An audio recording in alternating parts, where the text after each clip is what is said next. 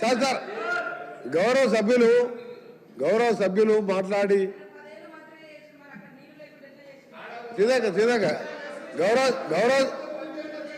సభ్యులు వారు ఎన్నికల 2013 ఎన్నికల మేనిఫెస్టోలో కానీ మేనిఫెస్టో కంటే ముందు ఆయన పార్టీ పెట్టినప్పుడు కానీ ఒక అధికారానికి వచ్చేటప్పటికి ఒక 10 లక్షల సార్లు దళితుని ముఖ్యమంత్రి చేయకపోతే నా మెడ మీద తల ఉన్నదు అను. నువ్వు ఇంప్లిమెంట్ చేసినావా ఆఖరి దళితుడికి 3 ఎకరాల భూమి ఇస్తా, బోరేస్తా, మోటార్ ఇస్తా, 1.5 ఎకరం ఉంటే 1.5 యాడ్ చేస్తా, ఆయన ధనవంతుని చేస్తాను. చేసినావా? చేయలే. మూడవది, ఒక దళితుడు ప్రతిపక్ష నాయకుడు ఉంటే సంతలో పశువుల్లాగా ఎమ్మెల్యేలు కొనుక్కొని ప్రతిపక్ష హోదా లేకుండా చేసి దళిత వ్యతిరేకంగా నిరూపించుకున్నావు. ఇకపోతే చదివించా ఇంటికో ఉద్యోగం, డబుల్ బెడ్రూమ్, నీ బిడ్డలు తేడమనుకుంటారు. నీ చెప్పబట్టవా? 1,00,000 అబద్ధాలు ఆడి 2 సార్లు అధికారంలోకి వచ్చిన మీరు మేము చేసిన కార్యక్రమాలు 1,00,000 కోట్ల మంది ఇవాళ ఆర్టీసీలో ఉచితంగా మహిళలు ప్రయాణం చేస్తున్నారు. చూస్తలేవా?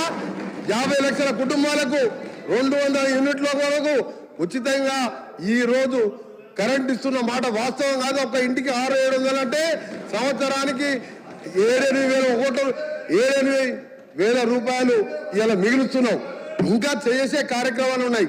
ఇప్పుడే మా సోదరుడు చెప్పినట్టు, శ్రీనివాస్ గారు చెప్పినట్టు 21 కోట్లు మన జిల్లాలో ఎన్ని వచ్చిన లెక్క వెళ్తే ఆ సభ్యునికి 2 లక్షల లోపు మీరు 1,00,000 అని చెప్పి 5 ఇన్స్టాల్మెంట్లో ఇస్తే 20,000 వడ్డీకి సరిపోయిన అధ్యక్ష. అంటే 15 ఏళ్లలో ఇన్ని చేసిన వాళ్ళం. మాకు ఇంకా 3-4 సంవత్సరాల సమయం ఉన్నది. ఇవన్నీ చేసి చూపిస్తాం. తొందర ఎందుకు పడతావు? అసలు నువ్వు దళిత ముఖ్యమంత్రి కానీ ఇన్ని లక్షల మంది దళితులు మోసం చేసి ఇవాళ బీసీ కులగణన చేస్తే కేసీఆర్, కేటీఆర్, హరీష్ రావు పార్టిసిపేట్ చేయలే. అంటే మీకు ప్రజల మీద ప్రేమ లేదు. అధికారం కోసం తప్పుడు వాగ్దానాలు, 1,00,000 వాగ్దానాలు ఇచ్చును. నీవిచ్చిన వాగ్దానాలు సగం అయిపోయాయి. మిగిలినవి కూడా చేసి చూపిస్తాం. తొందర వరకు నువ్వు పోయి రైతుల దగ్గర కాదు, రైతుల కోసం ఎవరేం చేసిండ్రు, నారాయణ డ్యామ్ ఎవరు కట్టిండు, శ్రీరామ్ సాగర్ ఎవరు కట్టిండు, శ్రీశైలం ఎవరు కట్టిండు, ఎస్ఎల్బిసి నుంచి ఎవరు కట్టిండు, కల్వకుర్తి ఎవరు కట్టిండు, నెట్టెంబాడు, ఇవన్నీ చెప్పాలని చాలా ఉన్నాయి. గవర్నర్ పద్ధతిగా మాట్లాడితే మంచిదని గౌరవ సభ్యునికి సలహా ఇస్తున్నా. మీరు చెప్పాలంటే చాలా ఉన్నాయి. మీ జగదీశ్వర్ రెడ్డి గారు